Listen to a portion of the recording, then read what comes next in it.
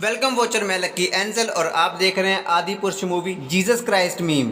गलती नंबर 6, श्री राम का ये लुक मुझे कुछ समझ नहीं आया। ऐसा लग रहा है फिल्म मेकर्स जीसस क्राइस्ट को ट्रिब्यूट देना चाहते हैं। भाई मुझे नहीं लगता इससे घटिया, गंदा और बकवास आज तक किसी फिल्म मेकर ने श्री राम के लुक को दिखाया होगा और ना कोई दिखा पाएगा। ऐसा बोला जाता है कि रावण अपने 10 सरों से ऐसा डर पैदा करता था कि सामने असुर हो या देवता वो भी कांप जाते थे। रावण से भिड़ने से पहले 10 बार सोचते थे। लेकिन फिल्म में ये 10 सर देखकर रावण बेवकूफ जैसा लगता है। कोई सर्कस में जोकर नहीं आता बच्चों को हंसाने के लिए, ठीक वैसा बना दिया बेचारे को। तो भाई काफ़ी देर से लोग मुझसे रिक्वेस्ट कर रहे थे, बोल रहे थे कि आदि पुरुष मूवी पर वीडियो बनाओ क्योंकि इस मूवी में जीसस क्राइस्ट को दिखाया गया है। तो मैं इस पर वीडियो बनाऊं, इस पर रिस्पॉन्स दूं। तो मैं देखने आया यूट्यूब पर कि मुझे तो कहीं मूवीज में जीसस क्राइस्ट दिखे नहीं। तो मेरे सामने ये वीडियो आई। जब मैंने इस वीडियो को देखा तो मुझे समझ आई कि कैसे जानबूझकर सब एक ही स्क्रिप्ट को पढ़ रहे हैं, जो कि एक प्रोपेगेंडा है। और इस प्रोपेगेंडा से बहुत ही खतरनाक रिजल्ट सामने आने वाले हैं। ये प्रोपेगेंडा क्या है ये मैं आपको आगे चल के बताता हूँ। उससे पहले मैं आपसे पूछता हूँ कि ये है जी जनाब जिसके बारे में कहा जा रहा है कि ये राम को इन्होंने जीसस क्राइस्ट दिखाया है। दिल पर हाथ रख के इंसाफ के साथ, ईमानदारी के साथ बताना, कहीं से भी ये आपको जीसस क्राइस्ट की लुक लग रही है? सफ़ेद कलर के कपड़े पहन लिए तो कोई भी जीसस क्राइस्ट बन जाएगा? ऐसा नहीं है। आप नोट करें, आज तक हमने जो भी इमेज देखी है जीसस क्राइस्ट की मूवीज में या तस्वीर में, वह ये है कि उनकी लंबी दाढ़ी है, उनके लंबे बाल हैं और इस तरह का सफ़ेद सूट है जिसकी स्लीव्स हैं। आप नोट करें यहाँ पर स्लीवलेस हैं। ये तो बिल्कुल किसी इंडियन राजा की तरह की लुक मेरे को लग रही है। मुझे कहीं से भी ये जीसस क्राइस्ट नहीं नजर आ रहे। लेकिन थ्रू आउट सोशल मीडिया के ऊपर केवल यीशु मसीह को लेकर क्यों ट्रोल किया जा रहा है? ऐसी गंदी बकवास तरह की मीम्स बना के क्यों कोशिश की जा रही है यीशु मसीह का मजाक बनाने की? ऐसा क्यों? मेरा सवाल है कि अगर मूवीज वालों ने ना यीशु मसीह का नाम लिया, ना उन्होंने यीशु मसीह को दिखाया, तो फिर कौन लोग हैं जो ये प्रोपेगेंडा चला रहे हैं कि हिंदुओं और मसीहों की आपस में लड़ाई करवाई जाए? मेरे ख्याल से कोई बच्चा भी देख के बता सकता है कि ये जीसस क्राइस्ट नहीं लग रहा है, क्योंकि ना तो इसकी लंबी दाढ़ी है और इसके अलावा इसकी स्लीव्स नहीं है। आप देख सकते हो उसके कपड़े का जो स्टाइल है, अपने हाथ पर उसने रुमाल सा या कोई कपड़ा रखा हुआ है, तो बिल्कुल ये किसी इंडियन राजा जैसा लिबास है। तो मुझे कहीं से भी ये यीशु मसीह दिखाई नहीं दे रहे हैं। बाजी अब इसके पीछे का गंदा प्रोपेगेंडा क्या है वो मैं आपको आगे चल के बताता हूँ। लेकिन उससे पहले जब मैंने ये वीडियो देखी, मैंने कहा चल देखता हूँ हिंदुइज्म के मुताबिक इस मूवी में क्या गलत दिखा दिया। तो फिर मेरे सामने जो चीजें आई, ये लोग खास तौर पर बड़े बड़े यूट्यूबर ये इस प्रोपेगेंडा को पुश करने में और जलती हुई आग पर तेल डालने का काम कर रहे हैं। और ये सारे के सारे मिलकर एक ही प्रोपेगेंडा कर रहे हैं व्यू लेने के लिए। और जब मैंने ये मूवी देखी, ये जो इतराज जता रहे हैं ये बस व्यू लेने के लिए है। और जितने भी यूट्यूबर इस पर वीडियो बना रहे हैं बस सुनी सुनाई बातों पर वीडियो बना रहे हैं और कोई भी रिस्पॉन्सिबिलिटी लेके उसको वेरीफाई नहीं कर रहा कि क्या ये एतराज करना बनता है कि नहीं बनता, क्योंकि ये चीज़ इस टाइम ट्रेंड कर रही है। तो यहाँ पर इस बेवकूफ़ लड़की ने क्या किया, टाइटल में लिखा इस मूवी में 2000 मिस्टेक है। और अगर आप इसकी वीडियो को देखें तो उसमें ये 19 से 20 से ज़्यादा मिस्टेक नहीं बता पाई। तो इस वीडियो के टाइटल में धोखेबाजी है, तो खुद हिसाब लगाएं आगे जाकर क्या होगा। मिसाल के तौर पर इस लड़की ने कहा कि रावण के 10 सिर थे। आप जरा सुने फिर इस पर बात करते हैं। बाजी गलती नंबर 19 है, रावण के 10 सर जो असलियत में उसकी सबसे बड़ी ताकत थे, लेकिन फिल्म में इनके पीछे इतना घटिया स्पेशल इफेक्ट है जिससे ये मजाक बन के रह गए। ऐसा बोला जाता है कि रावण अपने 10 सरों से ऐसा डर पैदा करता था कि सामने असुर हो या देवता वो भी कांप जाते थे। रावण से भिड़ने से पहले 10 बार सोचते थे। लेकिन फिल्म में ये 10 सर देखकर रावण बेवकूफ जैसा लगता है। कोई सर्कस में जोकर नहीं आता बच्चों को हंसाने के लिए, ठीक वैसा बना दिया बेचारे को। तो अभी शिवाजी की बात को सुन के लग रहा है जैसे रावण के लिटरली 10 सिर थे। लेकिन अगर आप इनके स्कॉलर्स की बात माने, जितने भी हिंदू स्कॉलर्स हैं, जो 10 सिर थे रावण के वो सिंबॉलिक थे। आप यहाँ पर पढ़ सकते हैं, as Ravana was a learn king it is believed that the 10 heads of Ravana represent the 6 Shastra and 4 Vedas which he had mastered। यानी कि वह 33 डिग्री फ्री मैसनर बन गया था, ग्रेट मास्टर बन गया था। ऐसी शक्ति आ गई थी जिसमें कि वह 10 आदमियों का दिमाग रखता था। मेंटल लेवल उसकी इतनी बढ़ गई थी। आप नोट करें, यहाँ पर ये बाजी कह रही थी कि रावण के 10 सिर थे और उन 10 सिरों का इस्तेमाल करता था रावण। देवता और असुर यानी खुदा और शैतान दोनों डरते थे उसके सिर देख के। अब अगर देखा जाए तो मूवी के अंदर ऐसा ही दिखाया गया रावण के 10 सिर जैसे सिंबल हो। असल में उसके 10 सिर नहीं थे, वह सिंबॉलिकली बात कर रहे हैं। वहाँ पर उन्होंने वैसा ही दिखाया जैसे उसके हकीकत में 10 सिर नहीं थे, एक ही सिर था उसका। लेकिन क्योंकि वह 10 आदमियों के बराबर था इसलिए सिंबॉलिकली वीएफएक्स उन्होंने दिखाया। अब ये जो सारे बेबुनियाद एतराज़ कर रहे हैं, इसका मकसद क्या है? इसका मकसद ये दिखाना है कि जितने भी रिलीजियस लोग होते हैं ये बहुत एक्सट्रीम होते हैं। इनको किसी भी चीज़ से मसला हो सकता है, जैसे रंग से मसला हो सकता है। दीपिका ने पठान मूवी के अंदर ऑरेंज कलर का कुछ पहना था तो इनको इतराज़ होगा कि इन्होंने ये वाला रंग क्यों पहना है। आदि पुरुष में प्रभास ने सफ़ेद ड्रेस क्यों पहन ली, इसके ऊपर भी इनको इतराज़ हो गया। तो इन सारे अनलॉजिकल इतराज़ का मकसद ये साबित करना है कि मजहबी लोग एक्सट्रीमली होते हैं। और इस चीज़ को साबित करने के लिए इस वाजी के स्क्रिप्ट राइटर ने साबित किया गलती नंबर 8 पर। पहले सुने फिर इस पर बात करते हैं। बनाने वाले समझ ही नहीं पाए।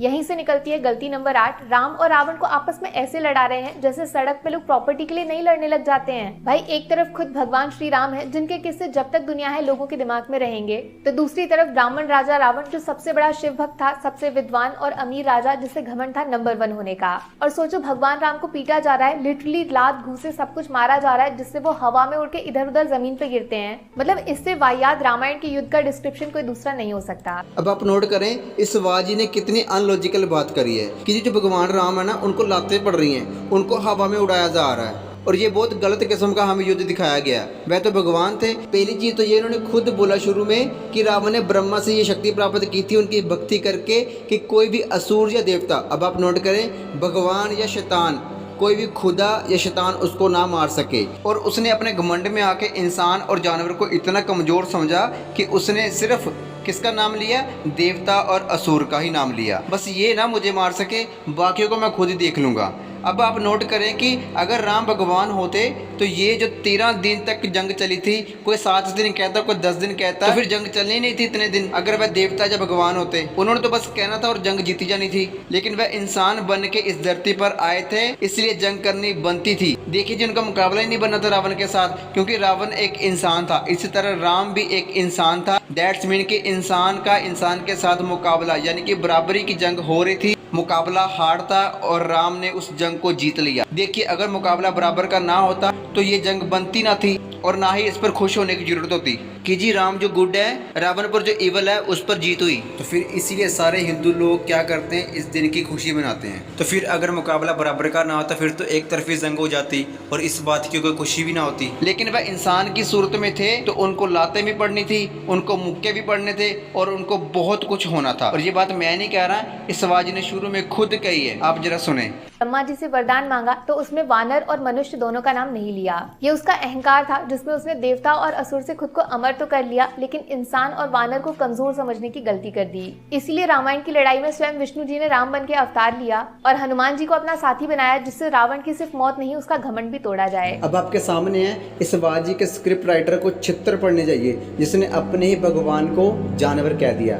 अब आपके सामने राम को इंसान और हनुमान को जानवर कहा जा रहा है। मैं मसीह हूँ, मैं इस पर कोई टिप्पणी नहीं करता, मगर वह तो खुद ही हिंदू होकर क्या कर रहा है, ऐसा कर रहे हैं। आपके सामने राम तो इंसान का अवतार लेकर आए थे, फिर तो ये अनलॉजिकली बात है कि उन्होंने जंग की और जंग में उनको लात और गुस्से पड़े, तो ये अनलॉजिकली बात है। वैसे भी गलती नंबर 17 है श्री राम का गुस्सा। टीजर के टाइम से ही लोगों ने इस कमजोरी को पकड़ लिया था। प्रभास हर सीन में सिर्फ गुस्से का इस्तेमाल करते हैं और इस गुस्से को थोड़ा सा छिपाने के लिए बाद में फिल्म मेकर्स ने जबरदस्ती स्क्रीन को काला भी कर दिया। थोड़ा डार्क रहेगा तो प्रभास का गुस्सा कम दिखेगा। भगवान राम मर्यादा पुरुषोत्तम है, उनको गुस्सा नहीं आता भाई, वो सिर्फ दुष्टों को सजा देते हैं। उनके लिए वो इतने जरूरी नहीं कि अपने चेहरे की हंसी गायब कर दें, जबकि इस फिल्म में एक सीन ऐसा नहीं जिसमें प्रभास के चेहरे पे हंसी आई होगी।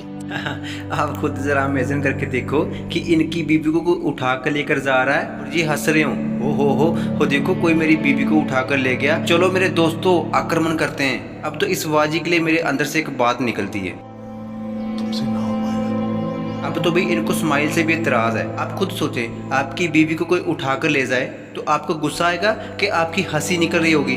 ये लोग सिर्फ और सिर्फ व्यू लेने के लिए वीडियो बना रहे हैं। कहीं से भी ये भक्त नहीं है जो ये वीडियो बना रहे हैं, इनका मकसद सिर्फ और सिर्फ व्यू है। मैं आपको बता दूं, ये एक एजेंडा है, प्रोपोगेंडा है, जिसको प्रमोट किया जा रहा है धड़ाधड़। आप खुद सोचे, एक बंदा जंग पर जा रहा है और वह हंसी जा रहा है तो लोग उसको क्या सोचेंगे, मुझे कहने की जरूरत नहीं है, वो आप समझ ही गए होंगे। इनको तो राम प्रभास नहीं, कपिल शर्मा चाहिए था जो बात बात पर हंसे भी और हंसाए भी। वाह गलती नंबर 10, अभी ये रावण के साथ चमगादड़ क्या फ्री में चिपका दिया, मतलब फ्रीडम ऑफ क्रिएटिविटी के नाम पे कुछ भी कर दोगे। रावण ने जब कुबेर को हराया था ना, तब उसके पास से पुष्पक विमान भी छीन लिया था। ऐसा विमान सबसे ऊंचा टाइप का, ऐसी भक्ति करता था भगवान शिव की कि अपनी जिंदगी तक उनके पैर में सोचो पुष्पक विमान को चमगादड़ से बदल दिया। मतलब थोड़ी तो मर्यादा रख लेते भाई, रावण है वो, कोई टार्जन थोड़ी है। और इसी चमगादड़ से गलती नंबर 11 भी कनेक्टेड है। फिल्म में रावण का एक सीन है जब वो इस अजीब से प्राणी को मीट खिला रहा है अपने हाथों से मांस। भाई रावण खुद ब्राह्मण था, वो भी सबसे ऊंचा टाइप का, ऐसी भक्ति करता था भगवान शिव की कि अपनी जिंदगी तक उनके पैरों में चढ़ा देता खुशी खुशी। और भगवान शिव खुद जानवरों के रक्षक माने जाते हैं, वो हर एक जीव जंतु से बराबर प्यार करते हैं। ऐसे भगवान शिव के सबसे बड़े भक्त रावण से तुम किसी जानवर का मांस खिलवा रहे हो, मतलब कैसे सोचा होगा यार, शर्म नहीं आई बिल्कुल। देखो ये वाजी खुद कंफ्यूज है कि इवल कौन है गुड कौन। इसने पहले कहा कि ये जंग गुड और इवल की थी, फिर गुड जीत जाता है। गुड हम मान लेते हैं राम को, तो रावण जो इवल है, तो अगर रावण इवल था, शैतान था, तो उसको किसी दूसरे जानवर को किसी दूसरे जानवर का मांस खिलाते हुए इनको क्यों बुरा लग रहा है। मेरे को यही समझ नहीं आ रही कि ये अनलॉजिकली बात क्यों कर रहे हैं। आप नोट करना, ये वाजी खुद अपने मुंह से कहेगी कि ये जंग गुड और इवल में थी। आप जरा सुनिए।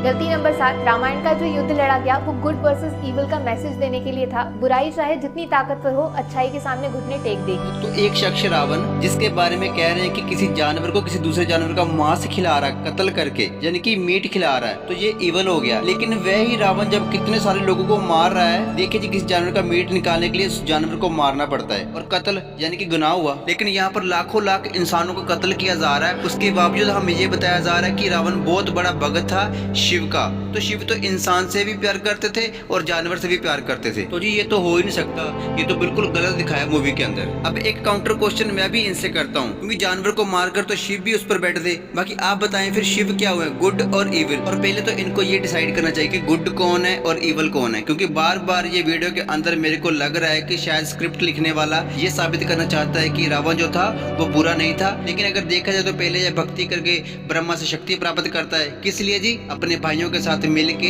जिसकी सोने की लंका थी उसका कत्ल कर देता है और उस सोने की लंका को छीन लेता है। तो सारे काम तो मुझे रावण की इवल नजर आ रहे हैं, लेकिन अगर इन्होंने मूवी में उसको किसी जानवर का मांस खिलाता हुआ दिखा दिया, इवल दिखा दिया, तो वो भी इनसे बर्दाश्त नहीं हो रहा। बिल्कुल अनलॉजिकली बात है जी, ये लड़की बिल्कुल स्क्रिप्ट पढ़ रही है और व्यूज कैच कर रही है। इसमें इस वाजी का कोई मसला नहीं है, इसकी कोई गलती नहीं है, गलती है स्क्रिप्ट राइटर की, उसको शित्र पढ़ने चाहिए। ये स्क्रिप्ट किसी इन भगवानों के भक्त ने नहीं लिखी है जिसको सीरियस लिया जाए, ये सिर्फ प्रोपेगेंडा हो रहा है, जिसका मकसद मैं आपको आगे चल के बताता हूँ। आप जरा ये देखिए मैं क्यों कह रहा हूँ कि ये वाजी बस स्क्रिप्ट पढ़ रही है। लड़ाई में स्वयं विष्णु जी ने राम बन के अवतार लिया और हनुमान जी को अपना साथी बनाया, जिससे रावण की सिर्फ मौत नहीं उसका घमंड भी तोड़ा जाए। इतनी बड़ी बात सोचो, ये 600 करोड़ की डब्बा फिल्म बनाने वाले लोग पब्लिक को बताना ही भूल गए। वाजी वाजी वाजी, आप नोट करें कोई एक्सप्रेशन नहीं है, क्योंकि ये चीज इनके अंदर से नहीं आ रही बल्कि स्क्रिप्ट से आ रही है। और इतना स्मूथ इन्होंने स्क्रिप्ट को पढ़ा है, आप जरा ये सुने।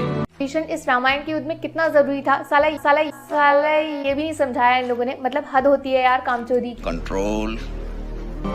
अब ये वाजी इतना स्मूथ स्क्रिप्ट पढ़ रही है कि बीच में गाली आती है तो वह भी ये बोल गई, और ये खुद बोल रहे है कि मूवी के अंदर ऐसी बात की जा रही है जैसे गुंडे मुंह वाली बात कर रहे हो। बस गाली निकालना बाकी था, वो भी निकाल देते हैं। वाजी वो काम आपके लिए सौंपा गया था, वो आप अब कर रहे हैं अच्छी तरह से। मैं आपको सीधा सा बता दूं, ये कोई राम भक्त नहीं है, ये सब फेक है। एंड में ये वाजी कह रही है कि हमें रिफंड करो, टिकट के पैसे वापस करो।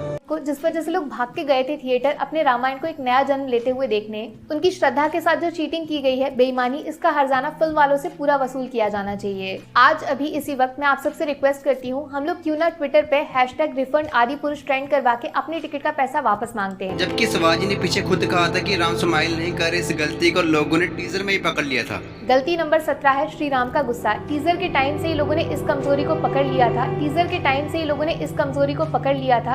टीजर के टाइम से लोगों ने इस कमजोरी को पकड़ लिया था। तो वाजी टीजर से अगर आपको पता चल गया था कि राम स्माइल नहीं कर रहे, इस गलती को पकड़ लिया, तो फिर टीजर देखने के बाद भी आप मूवी देखने गए, तो ये आपकी अपनी गलती है बाजी।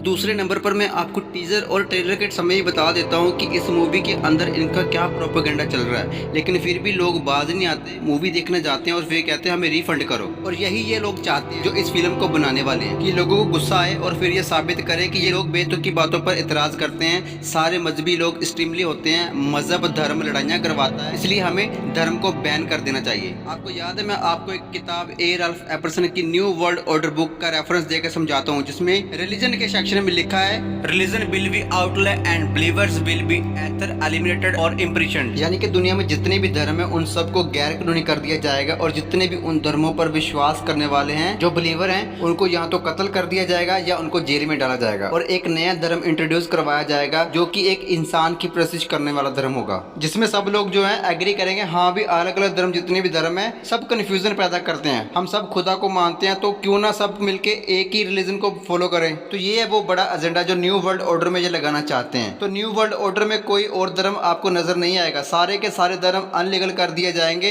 हुकूमत कहेगी आप जो पूजा पाठ करते हैं प्रार्थना करते हैं अब आपने वह नहीं करना बल्कि ये जो नया धर्म है इसको आपने फॉलो करना है। तो ये वह प्रोपेगेंडा है जो बड़ी बड़ी हस्तियां खास तौर पर रिलीजियस हस्तियां जो है उस पर मूवीज बनाई जा रही हैं। अभी और आपको ऐसी धार्मिक मूवी देखने को मिलेगी, ये इसलिए बनाई जाती है ताकि लोग ऑफेंड हो, गुस्से में आए और लोग आपस में लड़े। जैसे कि आपको साफ साफ पता चल रहा है कि यहाँ पर कहीं भी ये जीसस नहीं दिख रहे मगर फिर भी जीसस को ट्रोल किया जा रहा है, जीसस का मजाक बनाने की कोशिश की जा रही है। लेकिन मैं आपको बताना चाहता हूँ ये सिर्फ और सिर्फ न्यू वर्ल्ड ऑर्डर को लाने के लिए काम किया जा रहा है और जो लोग भी इसमें पागल बन रहे हैं उनको मैं यही कहूंगा कि अपनी खुद की रिसर्च करें, किसी की बातों में ना। जितने भी लोग ये कह रहे हैं कि ये जीसस का लुक है वह सिर्फ सुनी सुनाई बात है और जो ट्रेंड चल रहा होता है उसको फॉलो करने वाले जो अंधे दिमाग वाले होते हैं वह इसको जीसस कहते हैं और जिनकी सच्ची खोपड़ी के बीच में अपना दिमाग है वो कहेंगे कि यार ये कहीं से भी जीसस नहीं दिखाई दे रही। तो अजीजों मैंने आपको बता दिया इस मूवी का मकसद क्या था और अब सोशल मीडिया पर क्या चल रहा है इसका क्या मकसद है, इसलिए आपकी रिस्पॉन्सिबिलिटी बनती है कि इस वीडियो को शेयर करें और उनको सच्चाई बताएं और लोगों को कहें कि ठंडे रहें। और जितने भी हिंदुओं को मैं जानता हूँ वह बहुत प्यार करने वाले लोग हैं, बहुत ठंडे लोग हैं और वह हमेशा सच्चाई को ढूंढने वाले लोग हैं। वह कभी भी ऐसी फजूल बातों के पीछे नहीं लड़ते हैं, वो बेकार लोग होते हैं जो इन बातों पर एतराज करते हैं, लड़ते हैं और साफ साफ पता चल रहा है कि इसके पीछे प्रोपेगेंडा है। बाकी मिलते हैं अगली वीडियो में, तब तक आप अपना बहुत सारा ख्याल रखें। वीडियो को लाइक करें, शेयर करें, कमेंट करें और चैनल को सब्सक्राइब करना ना भूलें। तब तक आप इस वीडियो को देखिए। God bless you.